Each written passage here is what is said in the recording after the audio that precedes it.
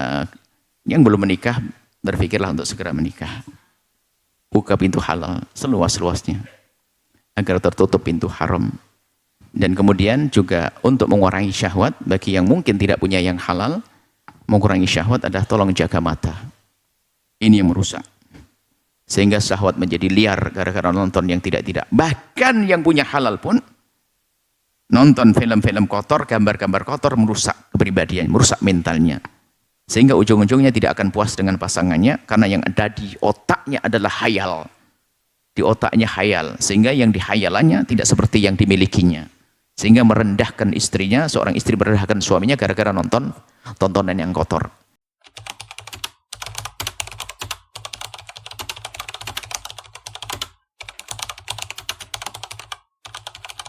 Assalamualaikum warahmatullahi wabarakatuh. Ini laki-laki itu memang rata-rata kalau sudah lagi ingin, kemudian istrinya itu ogah-ogahan itu ada emosi sedikit marah. Betul Pak? Jujur, Anda tidak usah ngomong. Bata ghadbana. Karena di hatinya bergejolak. Kenapa? Memang aku sudah tidak menarik lagi bagimu. Kenapa kok kamu menolak?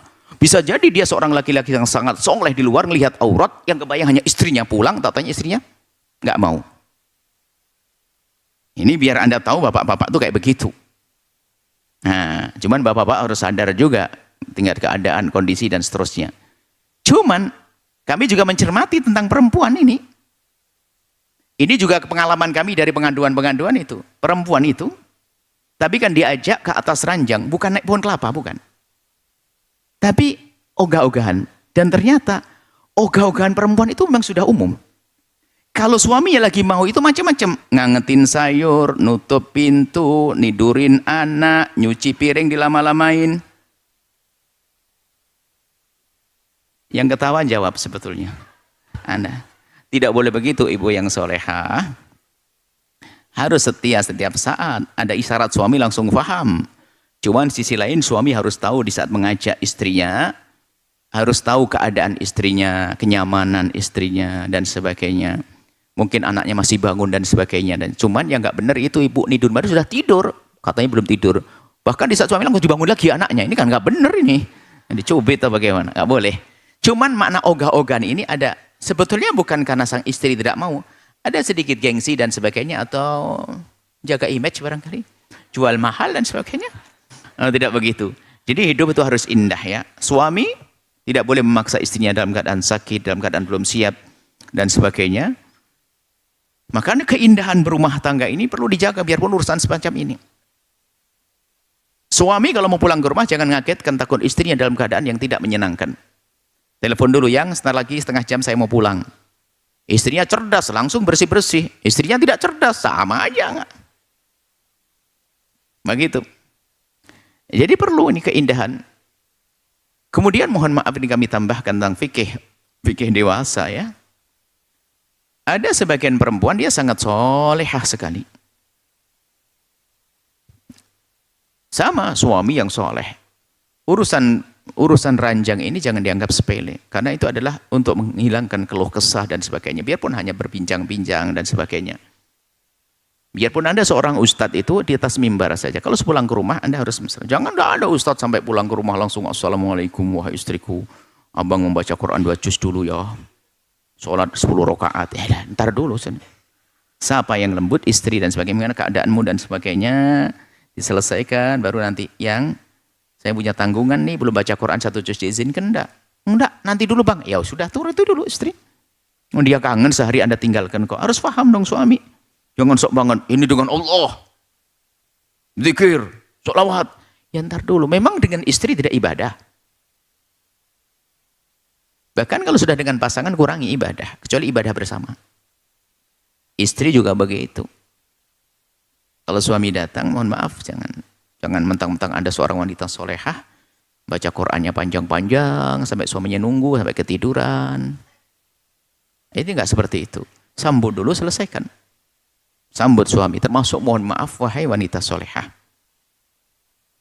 Dan wahai suami yang soleh, mungkin dalam keadaan Anda punya udzur untuk menyenangkan pasangan. Sengaja kami tambahkan, karena ini wawasan yang mungkin jarang ditelaah. Biarpun Anda dalam keadaan haid, Memang haid tidak boleh berhubungan suami istri, hukumnya haram, dosa besar. Memasukkan wilayah tersebut dosa besar. Tetapi bersenang-senang bukan sesuatu yang dilarang. Sebab banyak wanita biarpun katanya solehah itu, tahajudnya juga libur. Buat sarapannya libur. Nyenangkan suami juga libur semuanya, katanya solehah. Padahal biarpun dalam keadaan haid, Anda bisa bangun malam, cuman nggak pakai sholat, tinggal zikir sambil menemani suami sholat. Ngelayani anak-anak, buatin kopi dan seterusnya, biar indah. Jadi biarpun Anda dalam keadaan haid, Anda tetap bangun malam.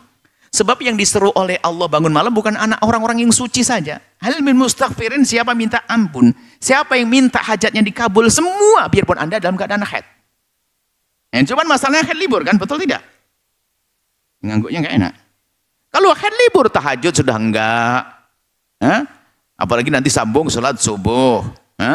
Tak taunya di meja makan disiapin termos air panas sama sampingnya mie. Suaminya biar buat mie sendiri lah, sarapannya begitu.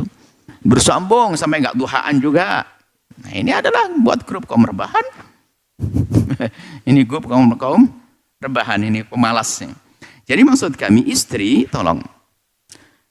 Di saat keadaan haid sekalipun ibadah tetap berjalan. Hanya yang enggak boleh apa? Salat, ya. Baca Al-Quran dalam mazhab Imam Syafi'i dan Jumhur. Tapi zikir-zikir sholawat bisa sepuas-puas Anda, berdoa sepuas Anda, termasuk mohon maaf, menyenangkan suami. Ini adalah ilmu fikih keluarga yang jarang dihadirkan, dan ini untuk kelas dewasa. Mohon maaf, menyenangkan suami dengan keilahan Anda, pelukan Anda, cumbuan Anda, dan seterusnya. Suamimu itu adalah orang soleh. Dia di luar melihat yang haram, terlintas di lampu merah, tiba-tiba ada ibu-ibu baju tidur dipakai nganterin anaknya sekolah TK Islam lagi, anaknya pakai kerudung, ibunya pakai baju tidur, tuh ada. Nah itu kemudian tersingkap auratnya, suami Anda melihat, suami Anda orang soleh, terlintas, ini haram, istighfar yang kebayang istrinya. Sampai di rumah, tak taunya istrinya model ogah-ogahan tadi. Nah, jadi mohon maaf, biarpun dalam keadaan haid, wahai wanita soleh, Anda perlu untuk menyenangkan suami Anda. Yang jelas jangan masuk ke wilayah tersebut. Tapi Anda bisa menyenangkan dengan mohon maaf. Dengan kelehaan Anda. Ini majelis orang besar. Kelehaan Anda mungkin. Yang penting tidak masuk di wilayah di kiri kanannya dan sebagainya. Mohon maaf dengan tangannya. Jika seorang suami mencari kesenangan dengan tangannya sendiri, maka itu dosa. Dan bisa jadi menjadikan tidak semangat dengan pasangannya karena dianggap itu praktis. Dan banyak seorang laki-laki mengeluh, karena saya sering mencari kesenangan dengan tanganku sendiri sehingga dia merasa capek di saat harus urusan dengan istrinya. Padahal dia ada syahwat. Makanya jangan dibiarkan suami begitu. Akan tapi jika dengan tangannya sang istri tidak haram. Ini mohon maafin majelis besar, ini majelis mulia. Kami hadirkan ini supaya wanita juga punya wawasan dalam hal ini. Kalau sudah suamimu kelihatan mukanya itu kelihatan itu adalah dia punya hajat, Anda sudah tahu bahasanya kan sudah fasih banget, Anda sudah ngerti, Anda senangkan dia. Sama seorang suami, kalau seorang istri menyempurnakan kepuasannya dengan tangan sendiri haram. Akan tapi kalau seorang suami dengan keahliannya adalah tidak, keahliannya tidak, dengan keahlian seorang suami mencumbu dan sebagainya, dengan kelihayan tangannya dan sebagainya, yang penting tidak mencari kesenangan sendiri. Itu adalah halal. Ini perlu dihadirkan, ini ilmu yang jarang dibacakan, sehingga banyak, yaitu suami terlantar, ada istri terlantar. Ada suami yang mohon maaf, secara pribadi dia sudah tidak mampu lagi, karena mungkin ada sakit dan sebagainya. Tapi sesungguhnya seorang wanita bisa menemukan kebahagiaan yang luar biasa dengan kalimat lembut, dengan permohonan maaf, dengan upaya cumbuan, biarpun tidak dengan itu, tapi dengan kelihayan anggota tubuhnya, bisa saja senang seorang istri karena merasa dihargai. Jangan sudah suami lemah, tatonya mencoba dengan tangannya, dengan keahliannya, enggak. Begitu sebaliknya seorang istri. Mohon maaf, ini adalah hal sepele, tapi perlu. Hal-hal itu perlu. Jangan sampai nanti jelalatan melakukan yang haram sampai mencari kesenangan dengan tangannya sendiri. Membiasakan dengan itu membahayakan sekali. Semoga Allah wujudkan keindahan dalam rumah tangga Anda. Yang belum menikah, berpikirlah untuk segera menikah. Buka pintu halal seluas-luasnya agar tertutup pintu haram. Dan kemudian juga untuk mengurangi syahwat, bagi yang mungkin tidak punya yang halal, mengurangi syahwat adalah tolong jaga mata. Ini yang merusak. Sehingga syahwat menjadi liar gara-gara nonton yang tidak-tidak. Bahkan yang punya halal pun nonton film-film kotor, gambar-gambar kotor merusak kepribadian, merusak mentalnya. Sehingga ujung-ujungnya tidak akan puas dengan pasangannya karena yang ada di otaknya adalah khayal. Di otaknya khayal, sehingga yang dihayalannya tidak seperti yang dimilikinya. Sehingga merendahkan istrinya, seorang istri merendahkan suaminya gara-gara nonton tontonan yang kotor. Jangan percaya dengan fatwa-fatwa ngaco dari sebagian ustadz mengatakan nonton film porno antara suami istri, pokoknya kita suami istri nggak apa-apa untuk bangkitkan syahwat. Istrimu bangkitnya syahwat bukan karena dirimu tapi karena tontonan. Sehingga ujung-ujung membandingkan, oh yang aku lihat tidak seperti milik suamiku, yang aku lihat tidak seperti milik istriku, akhirnya merendahkan. Maka ghaddul basar, jaga mata dari tontonan-tontonan seperti itu agar pasanganmu semakin indah. Tapi kalau orang matanya jelalatan liar, bukan saja merendahkan pasangannya, akan tapi mentalnya rusak, sehingga setiap melihat sesuatu lawan jenis, lihat, dia terus matanya menerawang ke sana. Ini katanya psikolog. Kemarin kita ketemu dengan seorang ibunda yang soleha, yang biasa membicarakan masalah ini di Jakarta. Kami dengar ceramah-ceramahnya, ada psikologinya, ada dan sebagainya ada. Begitu, karena sudah rusak mentalnya, sehingga ibunya sendiri syahwat. Lihat ibunya sendiri syahwat. Seorang bapak ngelihat anaknya syahwat. Gara-gara sering nonton film-film kotor. Syahwat. Na'udzubillah.